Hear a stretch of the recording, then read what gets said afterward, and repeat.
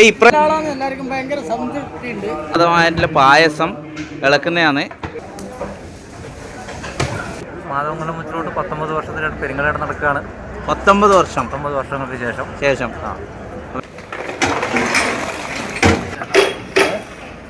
Total പറയുകയാണെങ്കിൽ ഒരു 5 ലക്ഷം കണക്ക് കൂട്ടും. 5 ലക്ഷം ആൾക്കാരെ കണക്ക് കൂട്ടുന്നുണ്ടല്ലേ? ഇതിപ്പോ എത്ര ലിറ്റർ തൈരിന്റെ ആയിരിക്കും? 500 ലിറ്റർ. 500 ലിറ്റർ അല്ലേ?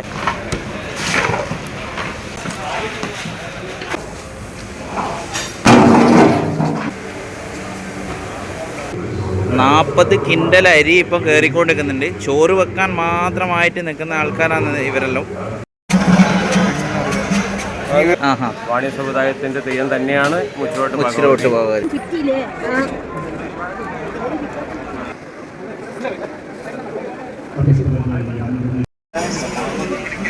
എങ്ങനെയുണ്ട് പരിപാടിയല്ലോ?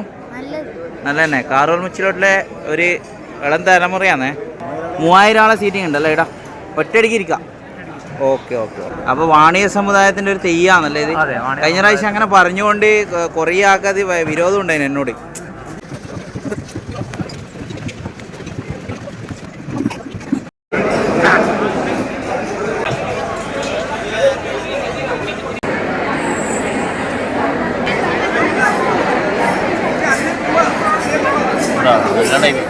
നമസ്കാരം സുഹൃത്തുക്കളെ, ഞാൻ ഇന്നുള്ളത് നമ്മളുടെ സ്വന്തം കണ്ണൂർ ജില്ലയിൽ തന്നെയുള്ള മാതമംഗലത്താണ്. ഇവിടെ ഒരു വലിയൊരു വിശേഷം നടക്കുന്നുണ്ട്. നിങ്ങളെല്ലാവരും അറിഞ്ഞിട്ടുണ്ടാവുമായിരിക്കും. 19 വർഷങ്ങൾക്ക് ശേഷം മാതമംഗലം ശ്രീ മുച്ചിലോട്ട് ഭഗവതി ക്ഷേത്രത്തിൽ പെരിങ്കളിയാട്ട മഹോത്സവം നടക്കുന്ന ഒരു ദിവസമാണിന്ന്. അങ്ങനെ ഞാൻ എത്തുന്നത് 28-ാം തീയതിയാണ്. തെയ്യം തുടങ്ങിയത് ഏകദേശം 25 തൊട്ട് 28 വരെയാണ്. ഇന്ന് അവസാന ദിവസമായതുകൊണ്ടാണ് ഞാൻ ഈ തെയ്യനഗരിയിലേക്ക് വരാൻ കാരണം. അങ്ങനെ കുറേ ഓലമടഞ്ഞ കവാടത്തിലേക്കൂടെ മുന്നോട്ട് പോകുമ്പോൾ മുകളിലേക്ക് നോക്കുമ്പോൾ മുച്ചിലോട്ട് ഭഗവതീൻ്റെ മുഖം കാണാം. അങ്ങനെ കുറച്ചുകൂടി നടന്ന് നീങ്ങുമ്പോഴാണ് യഥാർത്ഥ മാതമംഗലം ശ്രീ മുച്ചിലോട്ട് ഭഗവതി ക്ഷേത്രം എന്ന കവാടം കാണുന്നത്. അതിൻ്റെ വലതുവശത്തായിട്ട് നിങ്ങൾ ഈ കാണുന്നത് 2 കാളയും അതേപോലെ തന്നെ ഒരു മനുഷ്യനും ചക്കിലാട്ടുന്ന ഒരു ഡെമോ നിങ്ങൾ വെച്ചിട്ട് കാണും. ഇതെന്താണെന്ന് വെച്ചാൽ നമ്മളെ വേറൊന്നുമല്ല, വാണിയ സമുദായത്തിൻ്റെ കുലത്തൊഴിലാണ് ഈ ചക്കിലാട്ടിൽ, അതായത് എണ്ണ കടഞ്ഞെടുക്കൽ കൊപ്ര കൊണ്ട്. അപ്പം ഈ ഒരു സംഭവം എന്തിനെന്ന് വെച്ചാൽ ഇതിൻ്റെ കഥയിലേക്ക് നമുക്ക് വീഡിയോൻ്റെ അവസാനം എത്തുമ്പോൾ നിങ്ങൾക്ക് മനസ്സിലാവും. കാരണം വാണിയ സമുദായത്തിൻ്റെ കുലദേവതയും കൂടിയാണ് ഈ മുച്ചിലോട്ട് ഭഗവതി എന്നതിൻ്റെ യഥാർത്ഥ ഒരു പ്രദർശനമാണ്, ഒരു രൂപമാണ് നിങ്ങൾ ഈ മുന്നിൽ കാണുന്ന ഈ ഒരു സംഭവം എന്ന് വേണം പറയാൻ വേണ്ടിയിട്ട്. അങ്ങനെ കുറച്ചുകൂടി മുന്നോട്ട് നീങ്ങുന്ന സമയത്താണ് 100 രൂപയ്ക്ക് വിൽക്കുന്ന ബൊമ്മയെ കണ്ടത്. വളരെ ആകർഷണീയമായിട്ട് എനിക്ക് തോന്നി. അതും കഴിഞ്ഞ് മുന്നോട്ട് നടന്ന സമയത്താണ് ഒരു നീണ്ട ക്യൂ കണ്ടത്. അങ്ങനെ ലക്ഷക്കണക്കിന് ആൾക്കാർ നിൽക്കുന്ന കാഴ്ചയാണ് നിങ്ങൾ കാണുന്നത്. എന്താണെന്ന് വെച്ചാൽ അന്നദാന പ്രിയയായിട്ടുള്ള മുച്ചിലോട്ട് ഭഗവതീൻ്റെ ഭക്ഷണം കഴിക്കാൻ വേണ്ടി കാത്തു നിൽക്കുന്ന ആൾക്കാരാണ്. മുന്നോട്ട് നടന്ന് നീങ്ങിയ സമയത്ത് അടുത്ത എൻ്റെ കണ്ണുകളെ ഉടക്കിയ ഒരു ചിത്ര കലാകാരൻ്റെ സൃഷ്ടിയാണ് നിങ്ങൾ ഈ കാണുന്നത്. അതേപോലെ തന്നെ ഒരാളതല്ല, 1-2 ആൾക്കാരെ ഒരു സൃഷ്ടിയാണ് നിങ്ങൾ ഈ കാണുന്നത്. അതിൽ ഏറ്റവും ആകർഷണീയമായിട്ട് തോന്നുന്നത് ഈ ഒരു മുച്ചിലോട്ട് ഭഗവതീൻ്റെ മിനിയേച്ചറാണ്. അതേപോലെ തന്നെ തൻ്റെ വൈകല്യങ്ങളെ അതിജീവിച്ചുകൊണ്ട് വായ് കൊണ്ട് ചുണ്ടുകൊണ്ട് വരച്ച ചിത്രങ്ങൾ ചെയ്ത ഒരു കലാകാരി. അതെനിക്ക് വളരെ ആകർഷണീയമായിട്ട് തോന്നി. അതേപോലെ തന്നെ ഈ ബോട്ടിൽ ആർട്ടുകൾ ഇവിടെ ചെയ്തിട്ടുണ്ട്. അതും കഴിഞ്ഞ് നമ്മൾ മുന്നോട്ട് പോകുമ്പോഴാണ് അത്യന്തം ആകർഷണീയമായിട്ട് എനിക്ക് തോന്നിയൊരു കാര്യം ഈ ഒരു സംഭവം. അടിപൊളി ഏട്ടാ, ഇതിനെത്ര പൈസ? സിസ്റ്റം ഉണ്ടല്ലേ? അങ്ങനെ അതിൻ്റെ ഓപ്പറേഷൻ ഓക്കെ. അല്ല, അത് വെള്ളം ഒഴിക്കുന്നു.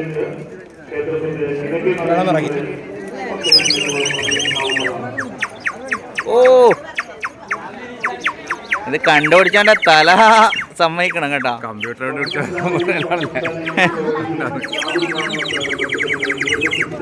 പൊളി.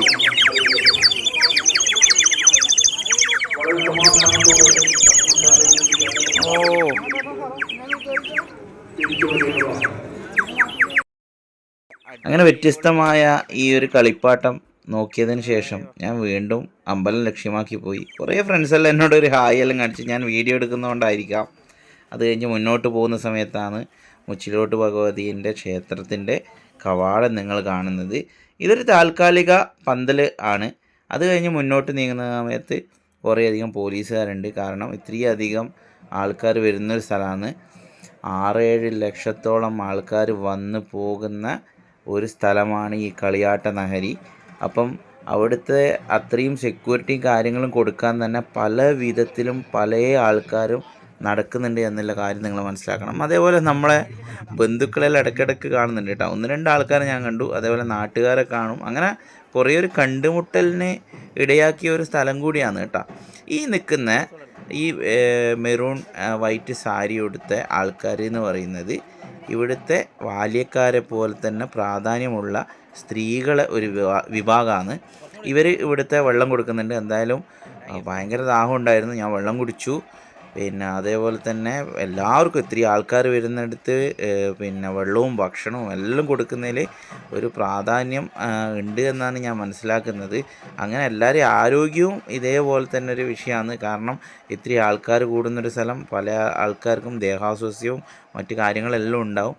ഈ നിൽക്കുന്ന ആൾക്കാരുടെ മുഖത്തെല്ലാം നിങ്ങൾ നോക്കിക്കഴിഞ്ഞാൽ മനസ്സിലാവും ഇവരൊരു കാത്തിരിപ്പിലാണുള്ളത്. 19 വർഷങ്ങൾക്ക് ശേഷമുള്ള ഒരു വലിയ കാത്തിരിപ്പ്. അങ്ങ് ദൂരേക്ക് നോക്കുമ്പോൾ നമ്മളെ പുളിയൂർ കാളി എന്ന് പറയുന്ന തെയ്യം കെട്ടിയാടുന്നുണ്ട്. കാരണം മുച്ചിലോട്ട് ഭഗവതിയുടെ മുടി ഉയരുന്നതിന് മുന്നേ ആയിട്ട് പുളിയൂർ കാളിയുടെ സാന്നിധ്യം വേണമെന്നുള്ളത് ഒരു നിർബന്ധമുള്ള കാര്യം തന്നെയാണ്. അങ്ങനെ നമ്മൾ അടുത്തതായി വന്നത് ഇവിടുത്തെ ആരോഗ്യ വകുപ്പിൻ്റെ സ്ഥലത്തേക്കാണ്. ഇവിടെ ഞാൻ നേരിട്ട് കണ്ടറിഞ്ഞ കാഴ്ചകളാണ് ഇതെല്ലാം. ഇവരെ ആരോഗ്യ വകുപ്പിൻ്റെ ആൾക്കാരാണ്. അതേപോലെ തന്നെ ഈ നിൽക്കുന്ന ആൾക്കാരെല്ലാം IRPC അതേപോലെ തന്നെ പയ്യന്നൂർ സഹകരണ ആശുപത്രിയുമായിട്ട് ബന്ധപ്പെട്ട ആൾക്കാരാണ്. IRPC പറഞ്ഞാൽ നമ്മളുടെ നാട്ടിൽ തന്നെ പല പാലിയേറ്റീവ് പ്രവർത്തനങ്ങൾ നടക്കുന്ന ഒരു സംഘടനയാണ്. അതേപോലെ തന്നെ പയ്യന്നൂർ സഹകരണ ആശുപത്രിയും ഇതിന് പ്രധാനമായിട്ട് ചെയ്യുന്നുണ്ട്. ജനങ്ങൾക്കുള്ള ആരോഗ്യപരമായിട്ടുള്ള പ്രശ്നങ്ങളും കാര്യങ്ങളും നികത്താൻ വേണ്ടിയിട്ട് ഒരു താൽക്കാലിക ഒരു ഹോസ്പിറ്റൽ സംവിധാനം. അത് ആയുർവേദവും ഉണ്ട്, അലോപ്പതിയും ഉണ്ട്, അതേപോലെ തന്നെ ഹോമിയോ ഉണ്ട് എന്നുള്ളതാണ് ഇതിൻ്റെ പ്രത്യേകത. കുറച്ച് സമയം കഴിഞ്ഞ് ഞാൻ കുറച്ച് മുന്നോട്ട് പോകുന്ന സമയത്താണ് പുലിയൂർക്കാളിയിൽ അവിടെ നിന്നിട്ട് ഓരോ ചടങ്ങുകളായിട്ട് ബന്ധപ്പെട്ട് അവിടെ നിന്ന് ഓരോ കാര്യങ്ങൾ ചെയ്യുന്നുണ്ട്. ബാല്യക്കാർ അവിടെ നിന്നുകൊണ്ട് എല്ലാം വീക്ഷിക്കുന്നുണ്ട്, കൺട്രോൾ ചെയ്യുന്നുണ്ട്. അങ്ങനെ ക്ഷേത്രത്തിലെ കാഴ്ചകളെല്ലാം കണ്ട സമയത്ത് എനിക്ക് മനസ്സിലായി ഇനിയിപ്പോൾ തെയ്യം ഇറങ്ങാൻ കുറച്ച് സമയമെടുക്കും. അതിനുള്ളിൽ നമുക്ക് മെല്ലെ ഭക്ഷണം കഴിച്ചാലോ എന്നുള്ളൊരു പ്ലാന് എനിക്ക് തോന്നി. അങ്ങനെ ഞാൻ ഭക്ഷണം കഴിക്കാൻ വേണ്ടിയിട്ടുള്ള സ്ഥലത്തേക്ക് നടന്ന് നീങ്ങുകയായിട്ടുണ്ട്. അതിനുശേഷം ക്ഷേത്രത്തിൻ്റെ അടുത്തുള്ളൊരു കെട്ടിടത്തിൽ ആരുമാൽ ശ്രദ്ധിക്കപ്പെടാതെ പോയ ഒരു പെയിൻറ്റിങ്സ് ഉണ്ട്. അത് പറയാനും കാരണമുണ്ട്. കാരണം എന്ന് പറഞ്ഞാൽ അത് ശരിക്കൊരു മെയിനായിട്ടുള്ള സ്ഥലത്തല്ല ഇത് വെച്ചിന്. ഇത് മാധവങ്ങലത്തെ ഒരു സിനു എന്ന് പറയുന്നൊരു കലാകാരനാണ് വരച്ചത് എന്നാണ് വിവരം കിട്ടിയത്. ഇത് കഴിഞ്ഞിട്ട് ഞാൻ പോകുന്നത് നമ്മളെ സ്വന്തം പാചകപ്പുരയിലേക്കാണ്. അപ്പം വളരെ നാളുകൾക്ക് ശേഷമുള്ളൊരു കാത്തിരിപ്പാണ്. കാരണം കോറമുച്ചിലോട്ട് കഴിഞ്ഞതിന് ശേഷം 5 ലക്ഷം ആൾക്കാർക്ക് സദ്യ, അതും വിഭവസമൃദ്ധമായ സദ്യ വിളമ്പുന്ന കിച്ചണിലേക്കാണ് ഞാൻ പോകാൻ പോകുന്നത്. അപ്പോൾ അവിടുത്തെ വിശേഷങ്ങൾ നിങ്ങൾക്ക് ഞാൻ കാണിച്ചു തരാം. ഇപ്രാവശ്യം 5 ലക്ഷം ആളെ സദ്യ തന്നെയല്ലേ ഏകദേശം? അതിൽ കുറവൊന്നുമില്ല.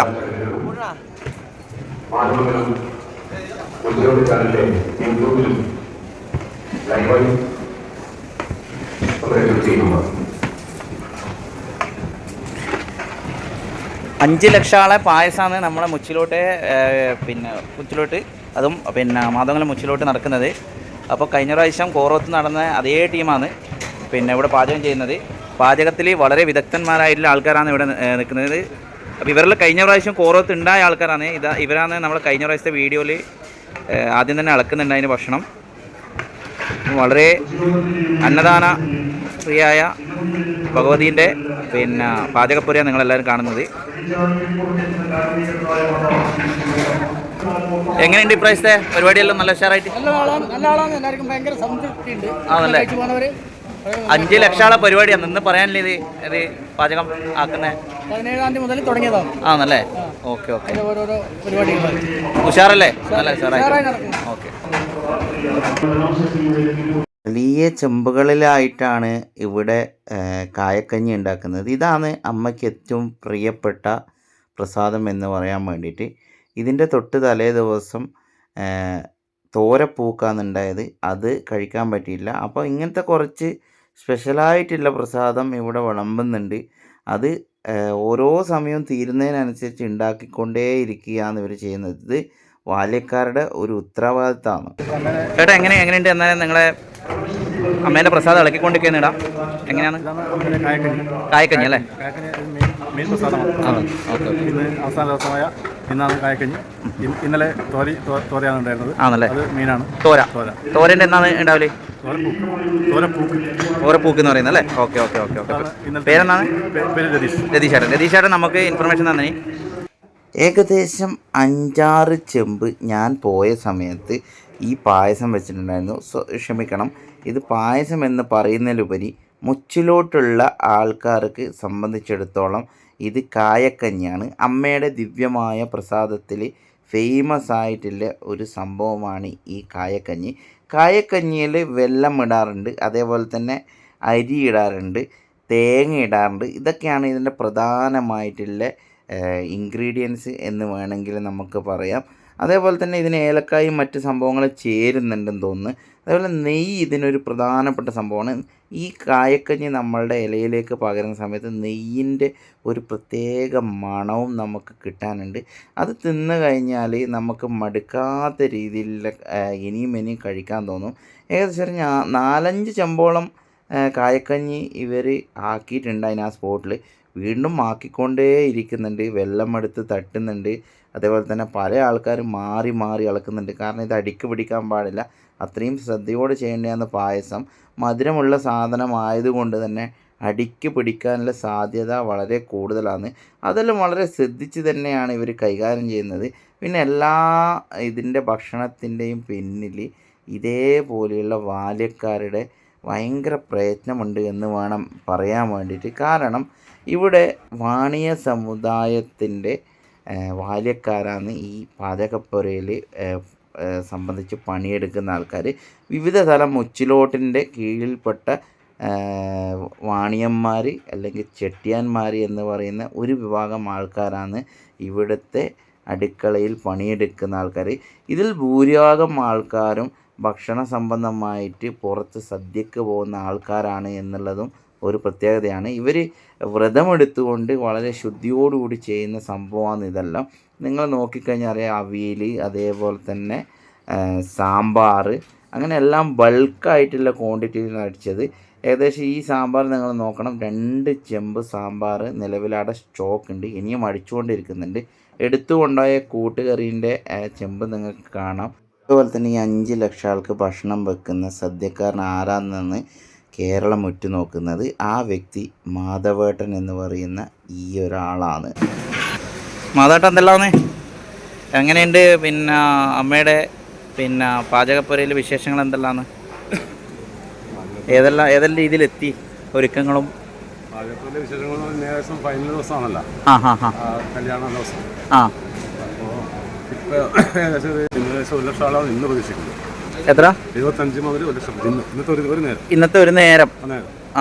1 ലക്ഷത്തോളം ആൾ. അപ്പോൾ ടോട്ടൽ നമ്മൾ എത്രയുണ്ട് ഇതിൻ്റെ?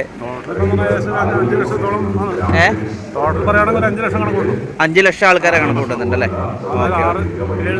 കോറോത്ത് നിങ്ങൾ ഉണ്ടായിനാ? കോറോത്ത് ഉണ്ടായിനല്ലേ? കഴിഞ്ഞ പ്രാവശ്യം നമ്മൾ വന്നിട്ടുണ്ടായിരുന്നു.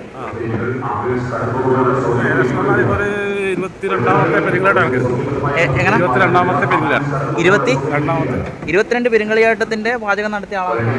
ഓക്കെ, വളരെ സന്തോഷമുണ്ട്. അപ്പോൾ ഇത്രയും വലിയ ബൾക്ക് ക്വാണ്ടിറ്റിയിൽ 5 ലക്ഷം ആൾക്കാരുടെ സദ്യ നടത്തുന്ന ആളാണ് മാധവേട്ടൻ. മാധവേട്ടൻ്റെ നേതൃത്വത്തിൽ ഇപ്പോൾ ഒരു നേരത്തേക്ക് 1 ലക്ഷം ആൾക്കാരുടെ സദ്യയാണ് മാധവങ്ങലത്ത് പെരുങ്കളിയാട്ടത്തിന് ഇപ്പോൾ നടത്തിക്കൊണ്ടിരിക്കുന്നത്. പാചകപ്പുരയിലാണെന്നുള്ളത് വളരെയധികം ഏകാഗ്രതയും അതേപോലെ തന്നെ ചിട്ടവട്ടങ്ങളും വേണ്ടുന്ന കണക്കുകളും എല്ലാം വേണ്ടുന്നത്. അതും ഇത്രയും ലക്ഷം ആൾക്കാരുടെ ഒരു സദ്യ നടത്തുമെന്ന് പറഞ്ഞാൽ അത് ചെറിയൊരു കാര്യമല്ല. അപ്പോൾ ഇവിടുന്ന് കൂട്ടുകറി കാര്യങ്ങൾ എടുത്തിട്ടുണ്ട്. ഇപ്പോൾ പച്ചടീൻ്റെ തയ്യാറായിട്ടുണ്ടല്ലേ പച്ചടി തയ്യാറായി? രണ്ടാമത്തെ ഉണ്ടാക്കുന്നില്ല. ഏ ഈ പച്ചടിക്ക് പല സ്ഥലത്തും കംപ്ലൈന്റ് എല്ലാം ഉണ്ട്. ഇവിടെ ഇപ്പോൾ 3 ടൈമായിട്ടാണ്. ഇതിപ്പോൾ രണ്ടാമത്തേതാണ്. രണ്ടാമത്തെ സെക്ഷനാണല്ലേ? ഇതിപ്പോൾ എത്ര ലിറ്റർ തൈരിൻ്റെ ആയിരിക്കും? ഇപ്പോൾ 500 ലിറ്റർ ഉണ്ട്. 500 ലിറ്റർ അല്ലേ? 500 ലിറ്റർ തൈരിൻ്റെ പച്ചടി ഇപ്പോൾ ആയിക്കൊണ്ടേക്കും. രണ്ടാമത്തെ പ്രാവശ്യം. Okay okay okay okay. ഇത് മാത്രം എത്ര ആളുണ്ടാവും? ഇത് മാത്രം ആ ഏകദേശം 20-25 നമ്മൾ കൊടുക്കാം. 25,000 കൊടുക്കും. 25,000 ആൾക്കുള്ള പച്ചടിയാണല്ലേ? എൻ്റെ അമ്മോ, 25,000 ബൾക്ക് ക്വാണ്ടിറ്റിയാണ് നിങ്ങൾ ഈ കാണുന്നത്. അതോടനെ എത്ര കാലമായി പാചക ഈ രംഗത്തേക്ക് ഇറങ്ങിയിട്ട്? ഞാൻ ഒരു 80 മുതൽ രംഗത്തുണ്ട്. 80 മുതൽ അല്ലേ? അതായത് 92 മുതൽ മെയിനായിട്ട് ആണല്ലേ? Okay okay okay. അപ്പോൾ അത്രയും കാലങ്ങളായിട്ട് നമ്മുടെ നാടുകളിൽ പിന്നെ അതേപോലെ 10-22ഓളം പെരുങ്കളിയാട്ടങ്ങളും നടത്തിയിട്ടുണ്ട്. വളരെ അനുഭവ സമ്പത്തുള്ളൊരു വ്യക്തിയാണ് മാധവട്ടൻ. സ്ഥലം വീട് രാമന്തളിയാണ്. വെള്ളൂർക്കാരനാണ് അല്ലേ? ഓ, അപ്പോൾ നമ്മുടെ നാട്ടിലെ അടുത്താണ്, വെള്ളൂരിലെ ആളാണ്. വെള്ളൂരാണല്ലേ? Okay okay okay. എത്ര വയസ്സിൻ്റെ? വയസ്സ് ചോദിക്കാൻ പാടില്ല, എന്നാലും പറയാം. 61 വയസ്സായല്ലേ? Okay okay. അപ്പോൾ ഇത്രയും പാചക അറിവിലെ വ്യക്തിയാണ്. കളിയാട്ടത്തിലെ മറ്റ് പാചകക്കാരിലും ഇവിടെ എല്ലാവരും ഇതൊരു കൂട്ടായ്മയുടെ ഒരു വിജയമായിട്ടാണ്. അന്നദാനപ്രിയായ ഭഗവതിയുടെ പിന്നെ കാഴ്ചകളാണ് നിങ്ങളെല്ലാവരും കാണുന്നത്. അപ്പോൾ 44 കിൻഡലോളം അരി ഇപ്പം വെന്ത് കഴിഞ്ഞു. ഇനിയിപ്പോൾ ഏകദേശം എത്രയുണ്ട്? 75 നമ്മൾ ഇന്നത്തെ ലിസ്റ്റ്. പക്ഷേ അവർ 75 നേരെ പോകും. 75 കൂട്ടാണെങ്കിൽ ഏകദേശം 30-35 കിലോളം അരി പോകാനുണ്ട്. ആണല്ലേ? ഒരു തവണ കോരി കഴിഞ്ഞാൽ 8 കിൻഡൽ 8 ട്രക്കിൽ വന്നു. ഓ, 2 മണിക്കൂർ കൊണ്ട് 8 കിൻഡൽ അരിനെ ചോറ്. ഓക്കെ. ആണല്ലേ?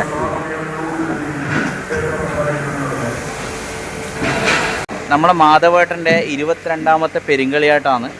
അപ്പം പിന്നെ വർഷങ്ങളോളം എക്സ്പീരിയൻസ് ഉള്ളൊരു വ്യക്തിയാണ് ഇദ്ദേഹം. അപ്പം ഇപ്പം 500 ലിറ്റർ ഇല്ല തൈരിൻ്റെ പച്ചടിയാണ് ഇപ്പോൾ ഇവിടെ ആക്കിക്കൊണ്ടിരിക്കുന്നത്. അതേപോലെ മാധവങ്കലം മുച്ചിലോട്ടും അതേപോലെ തന്നെ കോറോത്തെ അടക്കം നമ്മളെ വീഡിയോ ചെയ്ത പല മുച്ചിലോട്ട് തെയ്യങ്ങളുടെയും, മുച്ചിലോട്ട് മാത്രമല്ല എല്ലാവിധ തെയ്യങ്ങളെയും പാചകവും അതേപോലെ കല്യാണങ്ങളുടെയും ചെയ്തിട്ടുള്ള എക്സ്പീരിയൻസ് ഉള്ള വ്യക്തിയാണ് ഇദ്ദേഹം. അപ്പോൾ നിങ്ങൾ വിചാരിച്ച് നോക്കണം, പല സ്ഥലങ്ങളിലും നമ്മൾ ആസ്വദിച്ച് ഭക്ഷണം കഴിക്കുമ്പോൾ ഇദ്ദേഹത്തിനെ പോലെയുള്ള ഒരു പറ്റം ആൾക്കാർ പാചകക്കാർ അതിൻ്റെ പിന്നിലുണ്ട് എന്നുള്ള ഒരു സത്യാവസ്ഥ നിങ്ങളൊന്ന് മനസ്സിലാക്കണം. ഓക്കെ. അങ്ങനെ ഇങ്ങനെയൊക്കെയാണ് മാധവേട്ടൻ്റെ ഓരോ വിശേഷങ്ങളെ. അത് കഴിഞ്ഞ് ഞാൻ പോയത് സാമ്പാറിൻ്റെ വെണ്ടക്ക തട്ടുന്ന ഒരു സീനാണ്. നിങ്ങൾ ഇത്രയും അധികം വെണ്ടക്ക നിങ്ങളുടെ ജീവിതത്തിൽ ഒരുമിച്ച് കണ്ടിനോ എന്നാണ് എനിക്ക് സംശയം. അത്രയും അധികം വെണ്ടക്കകൾ ഉണ്ട്. ആ സാമ്പാർ ശരിക്കും പറഞ്ഞാൽ ഇപ്പം പുറത്തേക്ക് തുളുമ്പി പോവുക എന്നുള്ളൊരു രീതിയിൽ എനിക്ക് തോന്നിയിട്ടുണ്ട്. അടുത്തതായിട്ട് നമുക്ക് പോകേണ്ടത് ഈ അരി വെക്കുന്ന ആൾക്കാരാണ്. എല്ലാത്തിനും സെപ്പറേറ്റ് ആളാണ് കേട്ടോ. ഇത്രയും വലിയ സാമ്പാർ അതേപോലെ തന്നെ അവിയൽ വെക്കാനും എല്ലാം സെപ്പറേറ്റ്. ഇപ്പോൾ കായക്കഞ്ഞി വെക്കാൻ തന്നെ കുറേ ഒരു സെക്ഷനായിട്ട് ഒരാൾക്കാർക്ക് മാത്രം വിട്ടു കൊടുക്കുകയാണ്. അതേപോലെ തന്നെ ഇപ്പുറം അരി വെക്കുന്നവരുടെ വിശേഷങ്ങൾ നമുക്കൊന്ന് തിരക്കാം. 40 കിൻഡൽ അരിയല്ലേ ഇപ്പം ഇതാക്കി? ഇത് മുച്ചിലോട്ടെ ചോറ് മാത്രം വെക്കുന്ന സെക്ഷനാണ്. 40 കിൻഡൽ അരി ഇപ്പം കയറിക്കൊണ്ടിരിക്കുന്നുണ്ട്. ചോറ് വെക്കാൻ മാത്രമായിട്ട് നിൽക്കുന്ന ആൾക്കാരാണ് ഇവരെല്ലാം. ആണല്ലേ? ഭക്ഷണം കഴിക്കുന്നുണ്ട് അല്ലേ? ഇതെല്ലാം അരിയാണ്. ഇതെല്ലാം വെക്കുന്ന അരിയല്ല അല്ലേ? ആണല്ലേ? രണ്ടും ഉണ്ടല്ലേ? ഏത് എമർജൻസി വേണമെങ്കിൽ ഈ സാധനം ഇടാം അല്ലേ?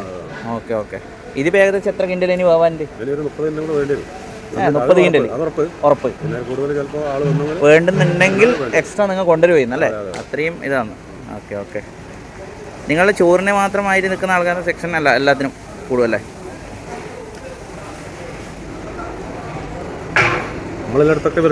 ഉണ്ട്. അല്ല നിങ്ങളെ പിന്നെ അപ്പുറം ആൾക്കാരനെ ആണല്ലേ? നിങ്ങൾ നീലേശ്വരം എന്നേരം ഉണ്ടാവുക? എല്ലാവരും ഉണ്ടോ? മാധവേട്ടൻ അത് പറഞ്ഞു, നമ്മൾ അറിഞ്ഞു മാധവേട്ടനെ. കഴിഞ്ഞ കൊല്ലം നമ്മൾ മാധവേട്ടൻ്റെ രുചി അറിഞ്ഞ ആൾക്കാരാണ്. ഇനിയുള്ള പെരുങ്കളിയാട്ടത്തിന് നമുക്ക് മാധവേട്ടൻ്റെ അപ്പുറം പിന്നെ കഴിക്കാനുള്ള ഭാഗ്യം ഉണ്ടാവണം. അപ്പോൾ എന്തായാലും ഇതൊരു ഭയങ്കര ഒരു ഇത്രയും വലിയ സംഭവം എന്ന് പറയുമ്പോൾ ഭയങ്കര ഒരു സംഭവം തന്നെയാണ്. നിങ്ങൾക്ക് ആർക്കും ചിന്തിക്കാൻ പറ്റാത്ത രീതിയിൽ അന്നദാനമാണ് ഇവിടെ നടക്കുന്നത്. ഇത്രയും ആൾക്കാർ വരുമ്പം അവർക്ക് മനസ്സും വയറും നിൽക്കുക എന്ന് പറഞ്ഞാൽ തന്നെ അതൊരു വലിയ കാര്യമായിട്ടാണ് നമ്മൾ കാണേണ്ടത്. അപ്പം മാധവേട്ടനുണ്ട് ഈ സംഭവം നടത്തുന്നത്. അതിൻ്റെ ബാക്കിയുള്ള ആൾക്കാരും ഉണ്ട്. 40 കിൻഡലോളം അരി ഇപ്പം വെന്ത് കഴിഞ്ഞു. ഇനി 10-30 കിൻഡലുണ്ട്. എമർജൻസി വേണമെങ്കിൽ ഇനിയും അരി വേവിക്കാൻ വേണ്ടി തയ്യാറായിട്ട് നിൽക്കുകയാണ്. അടുപ്പുകൾ ഏകദേശം 1, 4, 5, 18 അടുപ്പുകളുണ്ട് അല്ലേ മൊത്തത്തിൽ. ഇപ്പോൾ ചോറിന് മാത്രം ഏകദേശം 10 അടുപ്പുണ്ടല്ലേ? ഓക്കെ. അങ്ങനെ 40 കിൻഡലോളമുള്ള അരി വേവിച്ച് കഴിഞ്ഞു. ഇനിയിപ്പം ഇവർക്കുള്ള ടാർഗറ്റ് എന്ന് പറഞ്ഞാൽ 30 കിൻഡലോളുള്ള അരിയാണ്. അത് കഴിഞ്ഞാൽ ആവശ്യക്കാർ വന്നു കഴിഞ്ഞാൽ പിന്നെയും കൊടുക്കും. അതേപോലെ തന്നെ ചോറ് ഊറ്റാൻ വെച്ചത് സാധാരണ നമ്മളെ മുള കൊണ്ടുള്ള കൂട്ടകളാണ്. ആ കൂട്ടകളിലാണ് ചോറ് ഊറ്റുന്നത്. അതേപോലെ തന്നെ ഒരു സൈഡിൽ നിന്ന് കൂട്ടുകറി കഴിഞ്ഞിരിക്കുന്നു. ആ കൂട്ടുകറി വടിച്ചെടുത്ത് അടുത്ത പാത്രത്തിലിട്ട് തലച്ചുമടായി കൊണ്ടുപോകാനുള്ള പരിപാടിയാണ് ബാല്യക്കാർക്ക്. അതേപോലെ തന്നെ മുച്ചിലോട്ട് ഭഗവതി ഇറങ്ങാൻ വേണ്ടിയുള്ള സംഭവം ലൈവായിട്ട് കാണുന്നതാണ് ഈ ആൾക്കാർ. എങ്ങനെയുണ്ട് എന്ന് വളരെ ആകാംക്ഷയോടുകൂടി കാത്തിരുന്ന് നോക്കുന്ന ബാല്യക്കാരെ നമുക്ക് പാചകപ്പുരയുടെ വേക്കിൽ കാണാം. ഇതാണ് ഇതിൻ്റെ പ്രത്യേകത. കാരണം കണ്ണിമ ചിമ്മാതെ തൻ്റെ മുച്ചിലോട്ടമ്മയ്ക്ക് വേണ്ടി വിവിധ സ്ഥലങ്ങളിൽ പണി ചെയ്യുമ്പോഴും ഇപ്പോഴത്തെ സാങ്കേതിക വിദ്യ ഉപയോഗിച്ചുകൊണ്ട് തന്നെ അവിടുത്തെ കാഴ്ചകൾ കാണുന്ന കുറേയധികം ഒരുപറ്റം ബാല്യക്കാരാണ് നിങ്ങൾക്ക് കാണുന്നത്. ഈ ഒരു സെക്ഷൻ തേങ്ങ ചിരകാൻ വേണ്ടി മാത്രം ഉള്ളതാണ്. കാരണം അത്രയും ആൾക്കാർക്ക് തേങ്ങ ചിരകാൻ വേണ്ടി 10-12ഓളം ഗ്രൈൻഡറുകളാണ് ഇവിടെ സജ്ജീകരിച്ചിരിക്കുന്നത്. അങ്ങനെ നമ്മളെ പാചകപ്പുരയിലെ വലിയ വിശേഷങ്ങൾ നിങ്ങളെല്ലാവരും കണ്ടു. ഇനിയിപ്പോൾ ഈ ഭക്ഷണമെല്ലാം പോകുന്നത് അടുത്തത് ഊട്ടുപുരയിലേക്കാണ്. ഊട്ടുപുരയെ കുറിച്ച് പറയുന്നതാണെങ്കിൽ ഒറ്റയടിക്ക് 3000ഓളം ആൾക്കാർക്ക് ഇരിക്കാൻ പറ്റുന്ന രീതിയിലുള്ള ഒരു വലിയ ഊട്ടുപുര. അടുത്തെങ്ങും കാണാത്ത രീതിയിലുള്ള വമ്പൻ ഊട്ടുപുരയാണിത്. അതേപോലെ തന്നെ ബാല്യക്കാരുടെ ഒരു വശത്ത് നിന്ന് കാര്യങ്ങളെല്ലാം നിയന്ത്രിക്കുന്നത് കാണാം. എൻ്റെ ബന്ധുക്കളടക്കം പല ആൾക്കാരും ഭക്ഷണം കഴിക്കുന്നത് കാണാം. ആ ഒരു കാണുന്നത് എൻ്റെ ഇളയമ്മയാണ്. ഇളയമ്മേൻ്റെ മോളും കുട്ടിയും അടക്കമുള്ള ആൾക്കാർ. അതേപോലെ എൻ്റെ ബാല്യകാല സുഹൃത്തും 2 ബാല്യക്കാരും ഇവിടെയുണ്ട്. അവരെയും വിശേഷങ്ങൾ കാണാം. എപ്പോൾ പോകുന്നത് അന്നേരം? എല്ലാം പരിപാടിയെല്ലാം രാത്രിയാവും അല്ലേ? രാത്രിയാവും. രാത്രിയാവും എന്നാണ് പറയുന്നത്. അപ്പോൾ നമ്മളെ കലവറയിൽ വന്ന സമയത്ത് ഇവിടെ കുറേ ആൾക്കാരുണ്ട്. ഇതിൻ്റെ പിന്നിൽ പ്രവർത്തിക്കുന്ന പെരുങ്കളിയാട്ടത്തിൻ്റെ ശരിക്കും ശക്തി കേന്ദ്രമായിട്ടുള്ള ആൾക്കാരാണ് ഇവരിലാണ് ഇതിൻ്റെ എന്താ പറയണ്ടേ അണിയറ പ്രവർത്തകർ. എന്തെല്ലാമാണ് എന്താണ് ബൈജുവേട്ടൻ. അപ്പം നിങ്ങളുടെ കുറേ അമ്മയുടെ കുറേ ഇത് പാട്ടുകളും രചനകൾ എഴുതിയിട്ടുണ്ടല്ലേ? അപ്പോൾ എത്ര പുസ്തകം എന്താ ഇറങ്ങിയിട്ടുണ്ട്? ഭക്തിഗാനാ? ഓക്കെ. അത് നിലവിൽ റിലീസായ ഇവിടെ നിർമ്മാല്യം എന്ന പേരിൽ 16 ഭക്തിഗാനങ്ങൾ ഇറക്കിയിട്ടുണ്ട്. 16 ഭക്തിഗാനങ്ങൾ ഇറക്കിയിട്ടുണ്ട്. അതിലൊരു 4 രചന ഞാൻ ചെയ്തതാണ്. ആണല്ലേ? ഓക്കെ. അത് കാഞ്ഞങ്ങാട് രാമേന്ദ്രൻ, ഹരി വേണുഗോപാൽ, കുറച്ച് പ്രശസ്തരായിട്ടുള്ള ആൾക്കാർ എൻ്റെ സംഗീതം ചെയ്തിട്ടുണ്ട്. ഓഹോ, അത്രയും നല്ല ഒരു കണ്ടീഷൻ ആയിട്ടില്ലേ? ഇപ്പം ലൈവിൽ പോയിക്കൊണ്ടിരിക്കുന്ന സമയത്ത് നെറ്റ്വർക്കിൽ ആ പാട്ടിപ്പോൾ കേട്ടോണ്ടിരിക്കാം. ആണല്ലേ? ഓക്കെ. ഉഷാറിന് എന്തായാലും പെരുങ്കളിയാട്ടിൽ എങ്ങനെയുണ്ട്? ഇന്നത്തെ ലാസ്റ്റ് ദിവസമല്ലേ? ഓക്കെ, ലാസ്റ്റ് ദിവസമല്ലേ? കളിയാട്ടത്തിൻ്റെ ലാസ്റ്റ് ദിവസമല്ലേ? എങ്ങനെയാണ് അതിൻ്റെ? നല്ല ഉഷാറായി പോകുന്നുണ്ട്. ഇതുവരെ പ്രശ്നങ്ങളൊന്നുമില്ലല്ലോ? എല്ലാം എത്ര ആളെ സീറ്റിംഗ് ആണ്? ഒരു 12,000 ആളെ സീറ്റിംഗ് ഉണ്ട് പറഞ്ഞു. 3000 ആളെ സീറ്റിംഗ് ഉണ്ടല്ലോ ഇടാ. ഒറ്റയടിക്ക് ഇരിക്കാം. ഓക്കെ. എന്തായാലും ഉഷാറ് നല്ല തന്നെ. നിങ്ങൾ ഭയങ്കര ക്ഷീണം പിടിച്ചു തോന്നല്ലേ ഇത്രയും ഇതെല്ലാം ചെയ്തിട്ട്? എല്ലാവരും വ്രതെടുത്ത ആൾക്കാരാണ്. നമ്മളെ ശബരിമലയെല്ലാം പോകുന്ന പോലെ വ്രതെടുത്ത് നോൺ വെജും കാര്യങ്ങളൊന്നും കഴിക്കാണ്ട് അമ്മയ്ക്ക് വേണ്ടി അർപ്പിച്ച് നിൽക്കുന്ന ആൾക്കാരെയാണ് നിങ്ങളെല്ലാവരും കാണുന്നത്. അപ്പോൾ ഇതാണ് ശരിക്കും പെരുങ്കളിയാട്ടത്തിൻ്റെ ശക്തി എന്ന് വേണം പറയാൻ വേണ്ടിയിട്ട്. ഈ ബാല്യക്കാർ ആണ് പെരുങ്കളിയാട്ടത്തിൻ്റെ ശക്തി കേന്ദ്രം.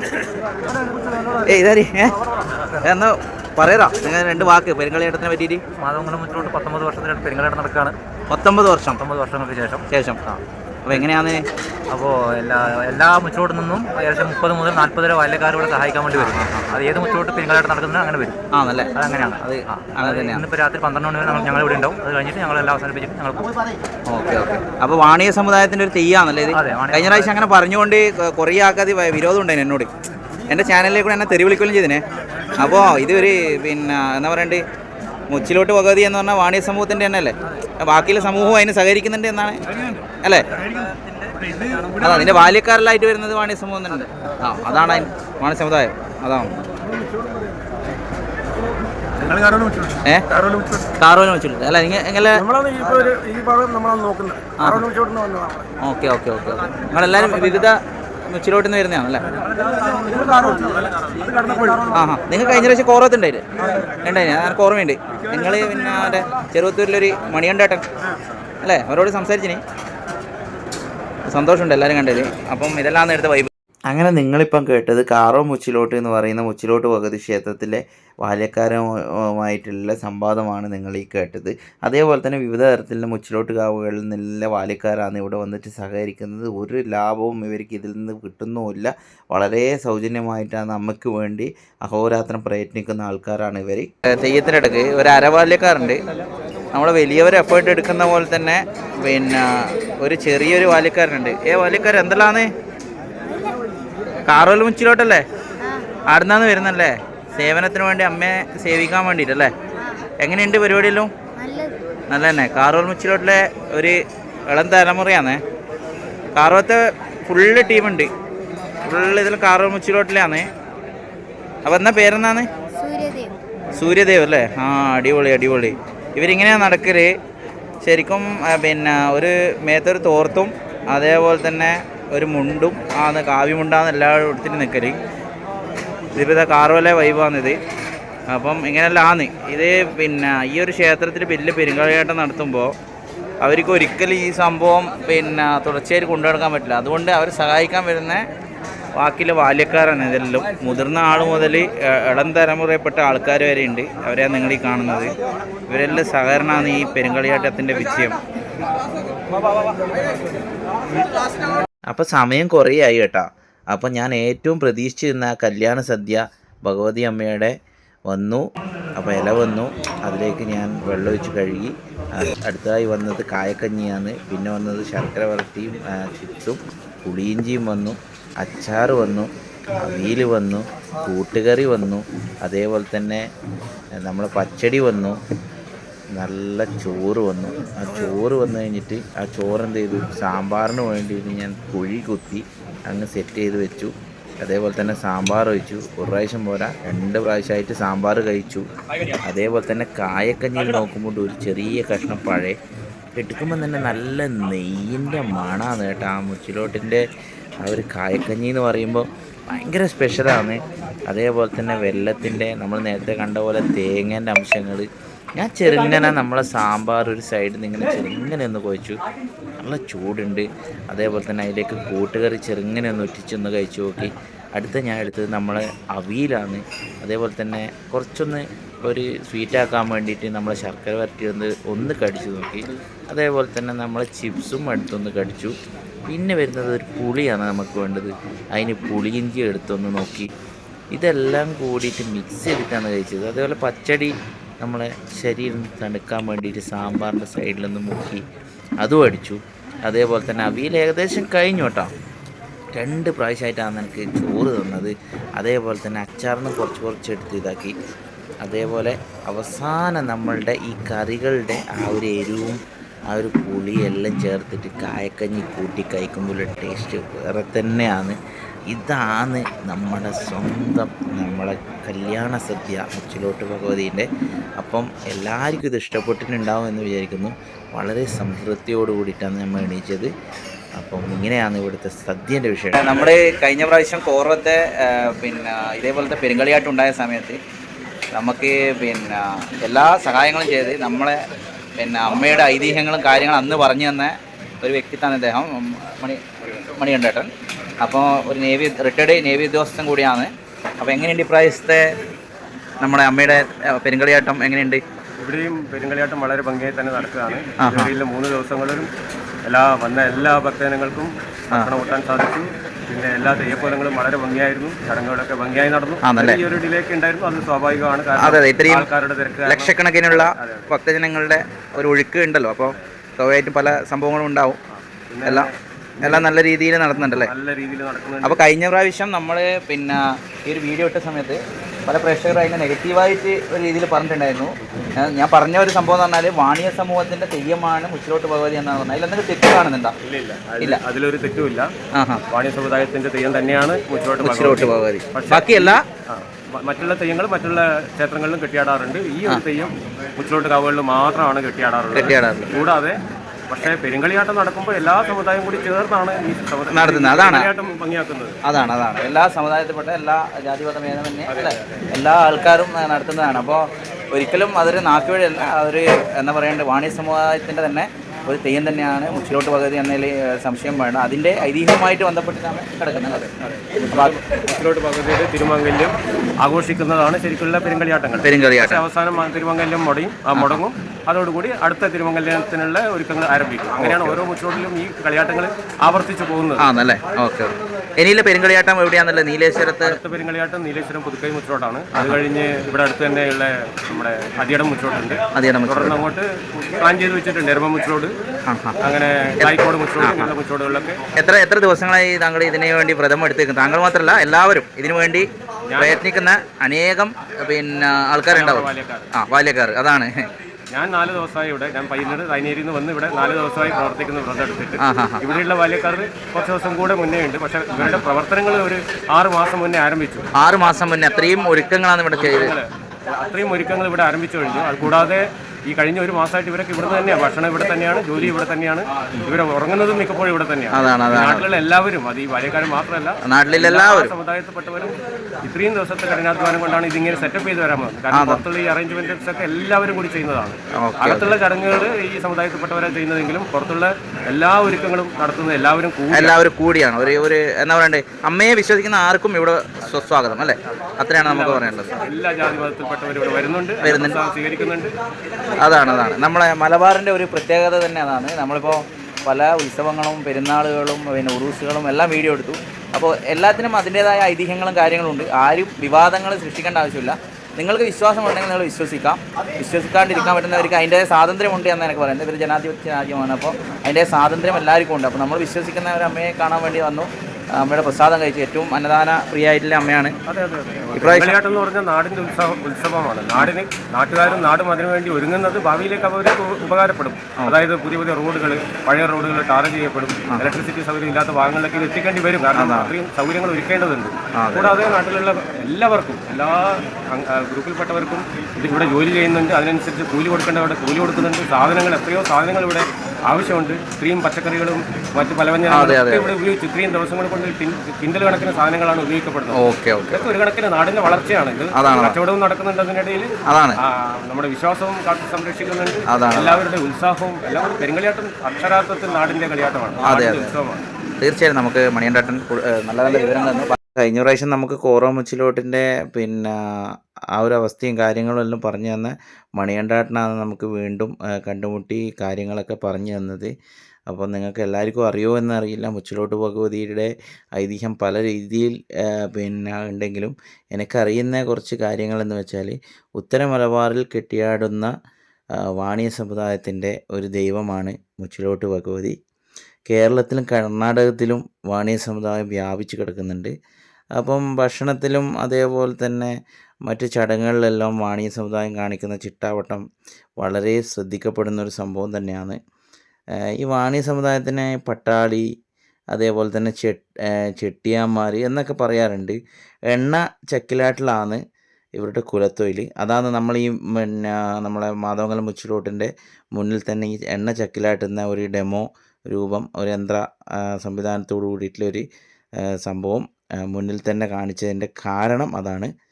മുച്ചിലോട്ട് ഭഗവതി വാണിയ സമുദായത്തിൻ്റെ ദൈവമാണെങ്കിൽ കൂടി ഇത് പല ആൾക്കാർക്കും ഇതിൻ്റെ പല അവകാശങ്ങളും ഇവർ കൊടുത്തിട്ടുണ്ട് എന്നുള്ളത് മറ്റൊരു സത്യമാണ്. അതിൻ്റെ തെളിവായിട്ട് ഉള്ളത് ഈ വിശ്വകർമ്മയിൽപ്പെട്ട ആൾക്കാരാണ് ഈ കളിയാട്ടത്തിന് വേണ്ടുന്ന സാമഗ്രികളെല്ലാം നിർമ്മിച്ച് നൽകുന്നത്. അതേപോലെ തന്നെ തിരുമുടി കെട്ടാനുള്ള അവകാശം വണ്ണാൻ സമുദായത്തിനാണ് ഉള്ളത്. കൊയ്മ അവകാശം നമ്പ്യാന്മാർക്കും അടിയോടി, പൊതുവാള് തുടങ്ങിയ ആൾക്കാർക്കാണ് കൊയ്മ അവകാശം ഉള്ളത്. അതേപോലെ തന്നെ പൂരക്കളി നടത്താനുള്ള അവകാശം യാദവന്മാർക്കും മണിയാടികൾക്കും ആണ് പൂരക്കളി നടത്താനുള്ള അവകാശമുള്ളത്. അങ്ങനെ എല്ലാ സമൂഹത്തിനെയും അതേപോലെ തന്നെ തീയ സമുദായത്തിനും ഇതിൻ്റെ ഉള്ളിലൊരു പ്രഥമ സ്ഥാനം ഉണ്ട് എന്നാണ് ഞാൻ മനസ്സിലാക്കുന്നത്. എല്ലാ സമുദായത്തിനും അതിൻ്റേതായിട്ടുള്ള ഒരു അവകാശം അവർ കൊടുക്കുന്നുണ്ട് എന്നുള്ളതൊരു വേറെ സത്യമാണ്. പിന്നെ എല്ലാ സമൂഹവും ഇതിനു വേണ്ടിയിട്ട് ജാതിമത ഭേദമന്യേ ഒത്തുചേരുന്നുണ്ട് എന്നുള്ളത് വേറൊരു കാര്യം തന്നെയാണ്. അങ്ങനെയൊക്കെയാണ് ഇതിൻ്റെ സാമുദായികമായിട്ടുള്ള ഒരു അവസ്ഥ. അതേപോലെ തന്നെ തെയ്യത്തിൻ്റെ ഒരുക്കങ്ങൾ നടത്തുന്നതിൻ്റെ കാര്യങ്ങൾ, ഇതിൻ്റെ സംബന്ധിച്ച കാര്യങ്ങൾ ഇതെല്ലാമാണ്. കൂടാതെ നമ്മളെ മുച്ചിലോട്ട് ഭഗവതി ഒരു ബ്രാഹ്മണ സ്ത്രീയായിരുന്നു. ആ ബ്രാഹ്മണ സ്ത്രീ മുച്ചിലോട്ട് ഭഗവതി ആയതിൻ്റെ ഒരു വലിയ കഥ ഇതിൻ്റെ പിന്നിലുണ്ട്. പണ്ട് തളിപ്പറമ്പ്, പണ്ടത്തെ പെരിഞ്ചല്ലൂർ ഗ്രാമത്തിൽ ഒരു ബ്രാഹ്മണ സ്ത്രീ ഉണ്ടായിരുന്നു. നല്ല വിദ്യാഭ്യാസപരമായിട്ടും മറ്റ് അറിവുകളും ഉള്ള ബ്രാഹ്മണ സ്ത്രീയായിരുന്നു അവർ. അങ്ങനെ നാട്ടിലെങ്ങും പുരുഷ മേധാവിത്വമുള്ള അന്നത്തെ കാലഘട്ടത്തിൽ ആർക്കും തന്നെ തലയുയർത്തി നടക്കാൻ പറ്റാത്തൊരവസ്ഥ, അത്രയും അറിവുകൾ കൊണ്ട് മൂടിയ ഒരു വ്യക്തിത്വമായിരുന്നു ഈ ബ്രാഹ്മണ സ്ത്രീ. അങ്ങനെ ഒരു സമയത്ത് ഈ ബ്രാഹ്മണ സ്ത്രീയുമായിട്ട് ഒരു വാഗ്വാദത്തിലെത്താമെന്ന് തീരുമാനിക്കുകയും അങ്ങനെ ഈ സ്ത്രീയോട് അവിടുത്തെ പുരുഷന്മാരൊരു ചോദ്യം ചോദിക്കുകയുണ്ടായി. അത് ചോദിച്ചത് രസത്തിൽ ഏറ്റവും നല്ല രസവും വേദനയിൽ ഏറ്റവും വലിയ വേദനയും ഏതാണെന്ന് ഈ സ്ത്രീയോട് ചോദിക്കുകയുണ്ടായി. അങ്ങനെ രസത്തിൽ ഏറ്റവും നല്ല രസം കാമരസമാണെന്നും വേദനയിൽ ഏറ്റവും വലിയ വേദന പ്രസവ വേദനയാണെന്നുള്ള ഉത്തരമാണ് പറഞ്ഞത്. അത് ദ്വയാർത്ഥത്തിൽ ഇവർ വളച്ചു കെട്ടി പറഞ്ഞുകൊണ്ട് ആ സ്ത്രീയെ അപമാനിക്കുകയാണുണ്ടായത്. അങ്ങനെ അതിൽ വിഷമിതയായ ആ സ്ത്രീ വടക്കോട്ട് നടന്നു കരിവള്ളൂരെത്തി. അവിടെ നിന്ന് കരിവള്ളൂർ അപ്പൻ്റെയും ദേരമംഗലത്ത് ഭഗവതിയുടെയും അനുഗ്രഹത്തോടു കൂടിയിട്ട് അഗ്നിശുദ്ധി വരുത്താൻ തീരുമാനിച്ചു. അങ്ങനെ അതിനുവേണ്ടി അഗ്നി പകർന്ന സമയത്ത് ആ തീ നല്ല രീതിയിൽ കത്തുന്നുണ്ടായില്ല. അങ്ങനെ നമ്മളെ മുച്ചിലോടൻ അതിലേക്കൂടെ വന്നു. അതായത് വാണി സമുദായത്തിൽപ്പെട്ട ഒരു വ്യക്തി അതിലേക്കൂടെ വരികയും തൻ്റെ കയ്യിൽ എണ്ണ കണ്ട സമയത്ത് ഈ ബ്രാഹ്മണ സ്ത്രീ ചോദിച്ചു, എനിക്ക് ഈ എണ്ണ ഇതിലേക്കൊന്ന് ഒഴിച്ച് ഈ തീയൊന്ന് കത്തിച്ച് തരുമോ എന്ന് ചോദിച്ചു. അപ്പം ഇദ്ദേഹത്തിന് ആദ്യം ഭയന്നുവെങ്കിലും പിന്നെ അവർ പറഞ്ഞ അവരുടെ നിസ്സഹായാവസ്ഥ പറഞ്ഞു കൊടുത്തതുകൊണ്ട് അദ്ദേഹം ആ ഒരു കയ്യിലുള്ള എണ്ണ മൊത്തം ആ തീയിലേക്ക് ഒഴിക്കുക, എണ്ണ ആളിക്കത്തുകയാണ് ചെയ്തത്. അങ്ങനെയാണ് അഗ്നിശുദ്ധി വരുത്തി മഹാദേവൻ്റെ അടുത്ത് പോവുകയും പിന്നെ മഹാദേവൻ്റെ അനുഗ്രഹത്തോടുകൂടി തിരിച്ച് ഭൂമിയിലേക്ക് വന്നു എന്നാണ് പറയപ്പെടുന്നത്. അങ്ങനെയാണ് നമ്മുടെ ബ്രാഹ്മണ സ്ത്രീ മുച്ചിലോട്ട് ഭഗവതിയായി പുനർജനിച്ചത് എന്ന് വേണമെങ്കിൽ നമുക്ക് പറയാം. ഒരു ദൈവീക രൂപമായി വന്ന് നിന്നത്. അതിന് കാരണക്കാരായ വാണിയ സമുദായത്തിനും അതുകൊണ്ട് തന്നെ ഈ ഒരു മുച്ചിലോട്ട് വളരെ പ്രാധാന്യമുള്ള ഒരു സംഭവം തന്നെയാണ്. അതുകൊണ്ടാണ് വാണിയ സമുദായത്തിൻ്റെ കുലദേവതയായിട്ട് മുച്ചിലോട്ട് ഭഗവതി മാറാനുള്ള ഒരു കാരണവും. അതേപോലെ തന്നെ നമ്മൾ ഇപ്രാവശ്യത്തെ മുച്ചിലോട്ട് ഭഗവതിയുടെ കോലം ചെറിയ ഒരു പ്രശ്നങ്ങളൊക്കെ ഉണ്ടായിരുന്നു എന്നത് പല ആൾക്കാരും അറിയാമായിരിക്കും. വേറൊന്നുമല്ല, കെട്ടിയാടിക്കൊണ്ടിരിക്കുന്ന സമയത്ത് മുടി പൂർണ്ണമായും പുറത്തേക്ക് വീണു എന്നുള്ളത് ഒരു സത്യമാണ്. അതിൻ്റെ വീഡിയോകളും മറ്റ് കാര്യങ്ങളെല്ലാം അറിഞ്ഞിട്ടുണ്ടായിരിക്കും എല്ലാവരും. അത് ഈ ഒരു ചടങ്ങിന് വന്നവർക്കും അതേപോലെ തന്നെ കാത്തു നിന്നവർക്കും അതൊരു വലിയ ഒരു തിരിച്ചടി പോലെയാണ് തോന്നിയത്. കാരണം 19 വർഷങ്ങൾക്ക് ശേഷമുള്ള ഒരു ചടങ്ങിൻ്റെ പര്യവസാനം ഇങ്ങനെയായോ എന്നുള്ള ഒരു ചോദ്യവും ഇവിടെ ഉയർന്നിട്ടുണ്ടായിരുന്നു. പക്ഷേ ഇത് പലപ്പോഴും പല സാഹചര്യങ്ങൾ കൊണ്ടായിരിക്കാം. ചില ആൾക്കാർ അഭിപ്രായപ്പെടുന്നത് മുച്ചിലോട്ട് ഭഗവതിയുടെ തെയ്യക്കോലം ആരും പൂർണ്ണതയോടെ കെട്ടിയാടിയ ചരിത്രമില്ല എന്ന് ചില തെയ്യ വൃത്തങ്ങൾ പറയുന്നുമുണ്ട്. അതേപോലെ തന്നെ മുച്ചിലോട്ട് ഭഗവതിയുടെ പൂർണ്ണരൂപം ആരും വരക്കാറില്ല എന്ന് പറയുന്നുണ്ട്. അപ്പം ഇതൊക്കെ ഞാൻ ജസ്റ്റ് നിങ്ങളോട് ഇതിൻ്റെ പശ്ചാത്തലത്തോടനുബന്ധിച്ച് ഞാൻ പറഞ്ഞ ഒരു ഉദാഹരണം മാത്രമാണ്. അപ്പം നിങ്ങളെല്ലാവരും മനസ്സിലാക്കേണ്ടത് ഇത്രയും വർഷം കാത്തിരുന്നിട്ട് എന്തുകൊണ്ടാണ് ഇങ്ങനെ വന്നത് എന്നുള്ള കാര്യങ്ങൾ ഇനിയുള്ള ദേവപ്രശ്നങ്ങളും മറ്റു കാര്യങ്ങളിൽ നിന്നും അവർ മനസ്സിലാക്കി അവർ തിരുത്തി എന്നാണ് ഇതിൻ്റെ പരിഹാരം എന്നുള്ളത് അത് ചെയ്യുമായിരിക്കാം. ഇതെല്ലാം ഒരു വിശ്വാസത്തിൻ്റെ ഭാഗമാണ്. ഇതിലിങ്ങനത്തെ പല സംഭവങ്ങളും ഉണ്ടാവാം, ഇങ്ങനത്തെ അനർത്ഥങ്ങളുണ്ടാവാം, പല ആൾക്കാർക്കും പല സംഭവങ്ങളും നടന്നിട്ടുണ്ടാവാം. എല്ലാം ഒരു നിമിത്തമാണ്, ഒരു സാഹചര്യമാണ്, ചിലപ്പോൾ ഒരു മുന്നറിയിപ്പായിരിക്കാം പല സംഭവത്തിനും. എന്നാണെന്ന് ആർക്കും തിരിച്ചറിയാൻ കഴിയില്ല.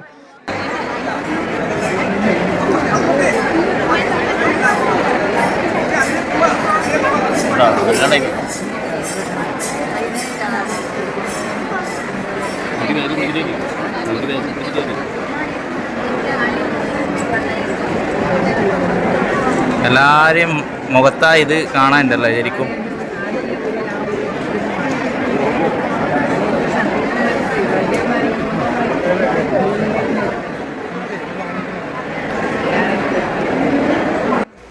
താൽക്കാലികമെങ്കിലും മുടി താങ്ങിപ്പിടിച്ചുകൊണ്ട് കുറേയധികം ബാല്യക്കാരും മറ്റ് തെയ്യക്കാരും അതിൻ്റെ ചുറ്റും കൂടി നിൽക്കുന്നുണ്ട്. അതേപോലെ തന്നെ തെയ്യപ്പറമ്പ് മൊത്തം ഇതിൻ്റെ ചർച്ചകളായിരുന്നു. ചർച്ചകൾ പല തലത്തിലേക്ക് എത്തിയെങ്കിലും മറ്റു കാര്യങ്ങൾ വിവാദമാക്കേണ്ടതില്ല എന്നാണ് എൻ്റെ ഒരു പൊതുവായിട്ടുള്ളൊരു അഭിപ്രായം എന്ന് വേണം പറയാൻ വേണ്ടിയിട്ട്. കാരണം ഇത്തരത്തിലുള്ള കാര്യങ്ങൾ പതിവായി നടക്കുന്ന പല രീതികളുമുണ്ട്. നിങ്ങൾ നോക്കിക്കഴിഞ്ഞാൽ അറിയാം. ഇത് വളരെയധികം വൈറലായ ഒരു വീഡിയോൻ്റെ ഒരു ചെറിയ അംശമാണ്. അപ്പം മുടി താങ്ങി പിടിച്ചുകൊണ്ടാണ് മുച്ചിലോട്ട് ഭഗവതീൻ്റെ ആൾക്കാരിങ്ങനെ പോകുന്നത്. അപ്പം ആർക്കും തൊഴാനുള്ള ഒരു അവസരം ഈ ഒരു ഘട്ടത്തിൽ കിട്ടുന്നില്ല എന്നുള്ളതാണ് സത്യം. ലക്ഷക്കണക്കിന് ജനങ്ങളാണ് ഇതിൻ്റെ സൈഡിലായിട്ട് കൂടിയിട്ടുള്ളത് എന്നുള്ളതൊരു സത്യമാണ്. കാരണം പല ആൾക്കാരും തൊഴാൻ വേണ്ടിയിട്ട് നിൽക്കുന്ന സമയത്ത് മുടി അഴിഞ്ഞു പോകുന്ന ഒരു കാര്യമാണ് അവിടെ നമ്മൾ കണ്ടു വന്നത് എന്നുള്ളതാണ് ഒരു വേദനാജനകമായിട്ടുള്ള കാര്യം. ഇപ്പോഴും മുടി താങ്ങി നിർത്തുന്നത്. അപ്പം അടുത്തത് മുടി ഒന്നുകൂടി കെട്ടാൻ വേണ്ടി ഒരു നോക്കുമെന്നാണ് നമുക്ക് തോന്നുന്നത്. അങ്ങനെ തെയ്യം കഴിഞ്ഞ് ഞാൻ എൻ്റെ വീട്ടിലേക്ക് മടങ്ങിപ്പോകാനുള്ള ഒരു പരിശ്രമത്തിലാണ്. പല ആൾക്കാരെയും നമ്മൾ കണ്ടു. എല്ലാവരും തെയ്യം വീക്ഷിക്കുന്ന തിരക്കാണ്. ഒരു സ്ഥലത്ത് നിന്ന് തെയ്യത്തിൻ്റെ മുടി കെട്ടുന്നുണ്ട്, അത് ഒരു വശത്ത് നടക്കുന്നുണ്ട്. കാണികൾ ഇത് കാണുന്നുണ്ട്, ഭയഭക്തിയോടുകൂടി നിൽക്കുന്നുണ്ട്. വിവിധ തരത്തിലുള്ള തെയ്യക്കോലങ്ങൾ അതിൻ്റെ മുകളിലായിട്ടും നിങ്ങൾക്ക് കാണാൻ വേണ്ടി പറ്റും. അങ്ങനെ ഞാൻ തിരിഞ്ഞു നടന്നു. ആൾക്കൂട്ടം ചെറുതായി കഴിഞ്ഞു തുടങ്ങിയിരിക്കുന്നു. കാരണം തിരക്കിൻ്റെ ഒരു ആവശ്യം ഇപ്പോൾ വളരെയധികം കുറഞ്ഞു. തിക്കിലും തിരക്കിലുമിട്ട് പല ആൾക്കാർക്കും പലതും സംഭവിക്കുന്നുണ്ടെങ്കിലും വലിയ പ്രശ്നങ്ങളില്ലാതെ ഇക്കൊല്ലത്തെ കളിയാട്ടം നീങ്ങി എന്ന് വേണം പറയാൻ വേണ്ടിയിട്ട്. പോലീസുകാരും അതേപോലെ തന്നെ ഫയർഫോഴ്സും തുടങ്ങി എല്ലാ വിഭാഗം ആൾക്കാരും കളിയാട്ടത്തിന് സജീവമായിട്ടുണ്ടായിരുന്നു. എന്നെ പഠിപ്പിച്ച ഒരു പഴയ മാഷും അതിൻ്റെ കൂട്ടത്തിൽ ഞാൻ കണ്ടെത്തി എന്നുള്ളതൊരു സത്യമാണ്. അങ്ങനെ അതൊക്കെ കഴിഞ്ഞ് ഞാൻ മുന്നോട്ട് നടന്ന സമയത്ത് വലിയൊരു ഗ്രൗണ്ടുണ്ട്.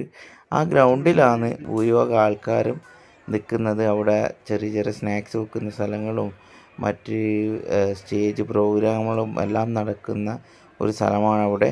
ആലിൻ്റെ തൊട്ട് ചുവട്ടിലായി മുച്ചിലോട്ട് ഭഗവതിയുടെ ഒരു രൂപം കാണാം. അതുകൂടാതെ എൻ്റെ ഒരു നാട്ടുകാരായ ഒരമ്മയെയും അവിടെ ഞാൻ കാണുകയുണ്ടായി. അങ്ങനെ പരിചയമുള്ള പല ആൾക്കാരെയും കണ്ടുമുട്ടുന്നതാണ്. നിങ്ങൾക്ക് ഈ വീഡിയോ എത്രമാത്രം ഇഷ്ടപ്പെട്ടോ എന്നുള്ളത് എനിക്കറിയില്ല. പക്ഷെ ഞാൻ എൻ്റെ മനസ്സിൽ തോന്നിയ സംഭവങ്ങളാണ് ഇതിൽ വെളിപ്പെടുത്തിയത്. അപ്പോൾ നിങ്ങൾക്ക് എല്ലാവർക്കും എൻ്റെ വീഡിയോ ഇഷ്ടപ്പെട്ടിട്ടുണ്ടെങ്കിൽ നമ്മളെ KPG ട്രാവൽ ഷെഫ് എന്ന യൂട്യൂബ് ഫേസ്ബുക്ക് ചാനൽ എല്ലാവരും ഒന്ന് സബ്സ്ക്രൈബ് ചെയ്യുക, സപ്പോർട്ട് ചെയ്യുക എന്നുള്ളതാണ് എനിക്ക് പറയാനുള്ളത്. അപ്പം വീണ്ടും അടുത്ത വീഡിയോ ആയിട്ട് നമ്മൾ കാണുന്നതായിരിക്കും. KPG travel chef, good bye.